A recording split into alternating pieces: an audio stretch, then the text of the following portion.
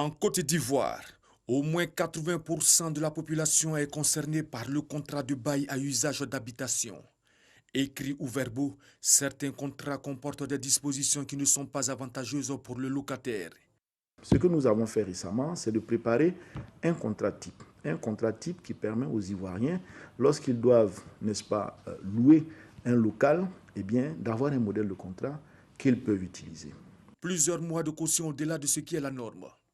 Conscient de ce calvaire, le gouvernement a fait adopter un projet de loi en mai 2018 par l'Assemblée nationale.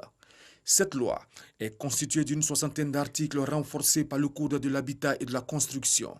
L'article 8 rappelle clairement qu'il faut que le bail soit écrit et enregistré. Parce que si les échanges avec les bailleurs sont verbaux, vous comprenez qu'en cas de difficulté, eh bien, le juge ne peut pas trancher parce qu'il n'y a pas de document écrit. Il est bon que les Ivoiriens comprennent qu'il faut faire enregistrer le contrat de bail. Il faut signer un contrat avec le bailleur. Et le clou de cette loi, ce sont les articles 9 et 10 qui rappellent que dorénavant, tout contrat de bail, dans les articles 9 et 10, l'avance est de 2 mois et la caution est de 2 mois. Vous ne pouvez pas aller au-delà.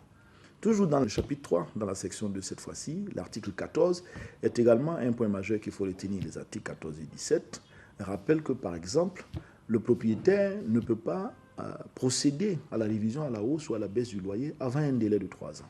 Il faut nécessairement au moins 3 ans avant que le propriétaire puisse, n'est-ce pas, porter le loyer à la hausse. Et l'article 25 rappelle par exemple que tout ce qui concerne les réparations lourdes, c'est-à-dire les poteaux, les murs porteurs, la dalle, les façades, les ascenseurs, etc., sont de la compétence du bailleur. Toujours selon le directeur du logement et de l'aménagement foncier, l'annexe fiscale de 2019 fixe l'amende à 300% pour tout bailleur contrevenant. Enfin, en cas de décès du preneur, le conjoint continue de jouir du contrat de bail. Pour les autorités, la loi a été votée et renforcée par 3 fois de suite. Il revient donc à la société tout entière de jouer sa partition afin de décourager les propriétaires véreux.